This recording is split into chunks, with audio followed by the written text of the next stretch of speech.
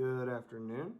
I'm just going to apologize in advance because I can't find a good way to film my hands playing and my face at the same time.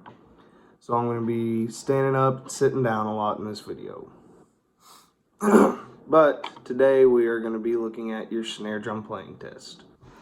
Now you'll notice that most of this is stuff that we have either learned very recently or we've already been working with a lot in this class. From rolls to dynamics and the newer stuff like flams. There's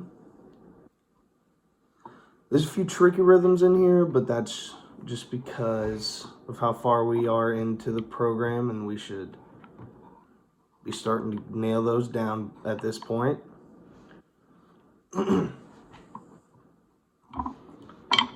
So let's just go line by line and talk about problem spots and ways we can go about practicing them and fixing them. So in this first line, I think the spot that's going to take most students the longest to nail down and get under their hands is this first measures rhythm transitioning into the second bar.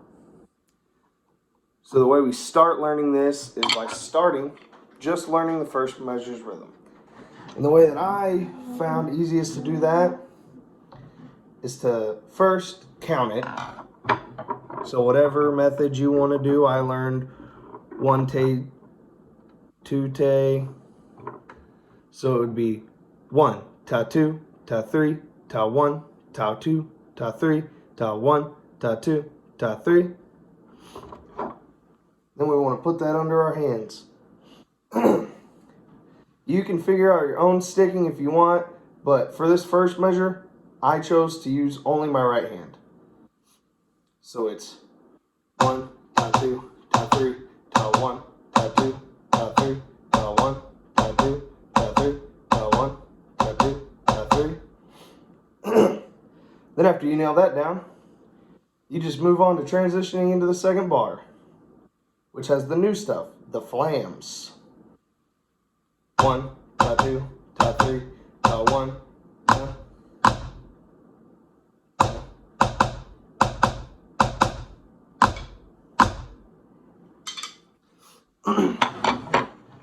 Make sure that you're not making those flams like a pickup note or a 16th note. Make sure that they almost hit, not making a separate noise almost from your right hand.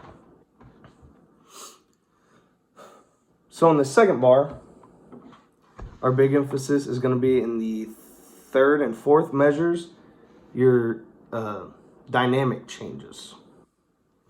It's going to grow from mezzo forte in measure 3 in that roll all the way up to a forte, and then in the second beat of measure 4, it's going to die back down to a mezzo forte and have to grow all the way back up to a forte in those 2 beats.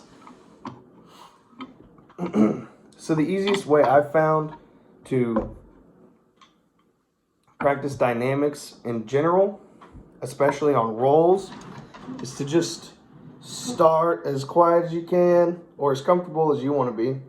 Start at whatever dynamic you want.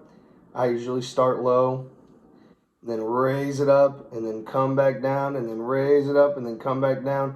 Try to get it as smooth as I can without missing beats or missing notes. So it's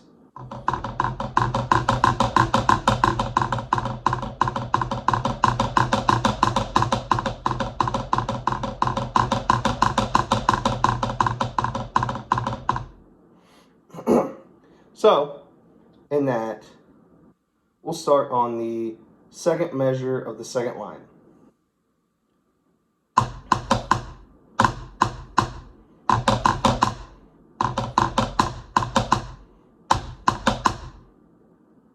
Alrighty. So then in the third line, obviously, your big thing is going to be getting all the way down to piano in that first measure. So really, you can run measures 3 and 4 of the second line and go all the way from there into the second bar of the third line.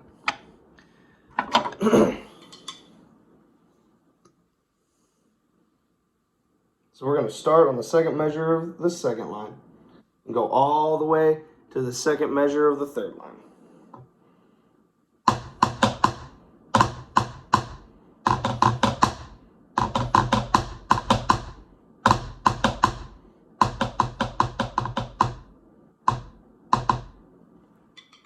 Alrighty. As you can probably tell, I messed up that rhythm going from the first measure of the third line going into the second measure, and that's that new rhythm that's going to take a little bit of time to get down,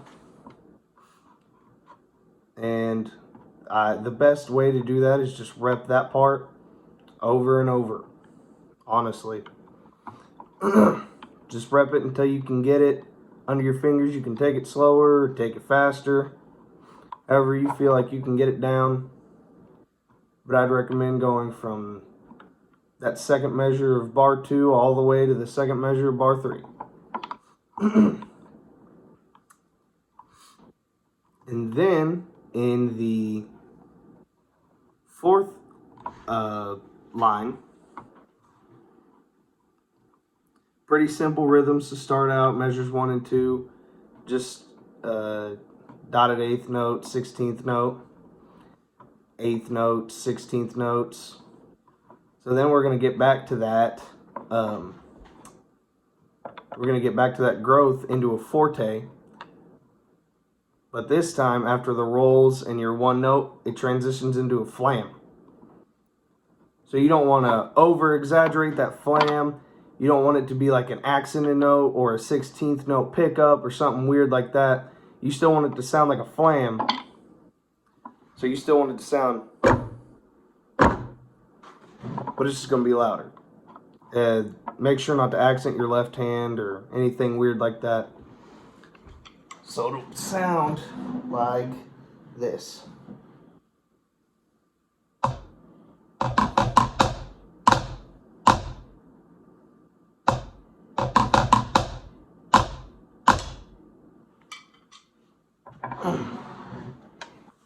Yeah, you just don't, you want to make sure that your left hand doesn't do anything weird or funky that you don't want it to do or out of the normal when you're doing a flam.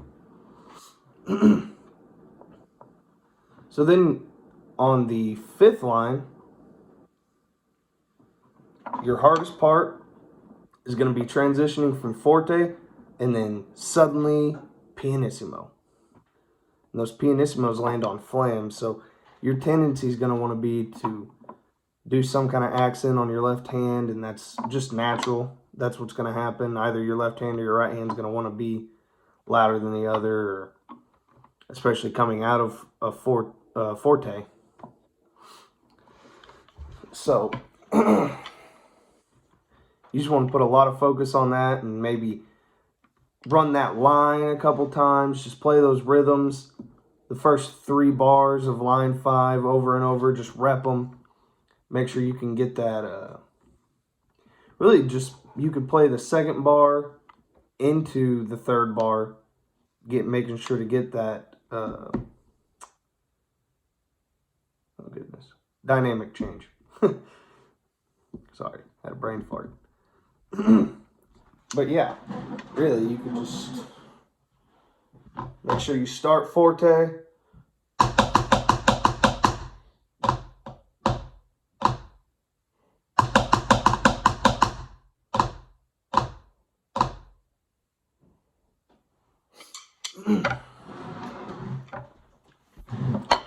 I think that'd be the best way to go about that, actually. Yeah, just go through that. Make sure you're not pausing after you play that quarter note in the second measure. Make sure you're going straight into it, not putting any weird pauses or gaps or any emphasis on the wrong beats or any flams where they don't need to be.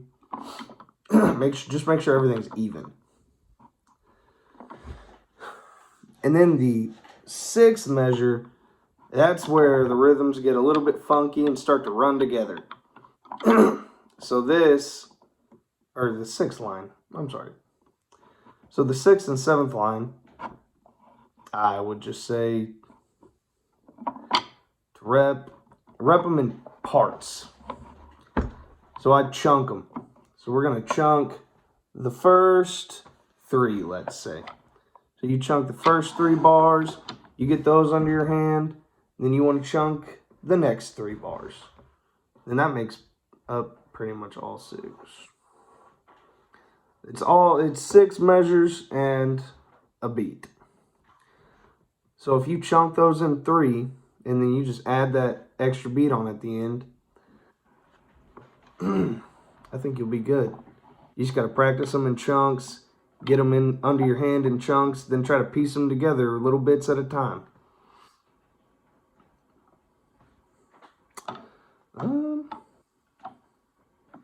And then, just again, keep an eye on all of your dynamics, on all of your flams. Make sure you're not doing anything funky or out of the ordinary with your flams. Make sure you're not getting too loud on forte and not getting too quiet on pianissimo so that we can't hear you. Just keep an open ear and keep everything consistent. Just rep those last few bars in chunks. Make sure that you know what's happening when so you can look ahead. Sorry. But yeah, I think that's all I've got for today. I hope you have a good day. And if there's any questions, email me or ask me in class. Thank y'all.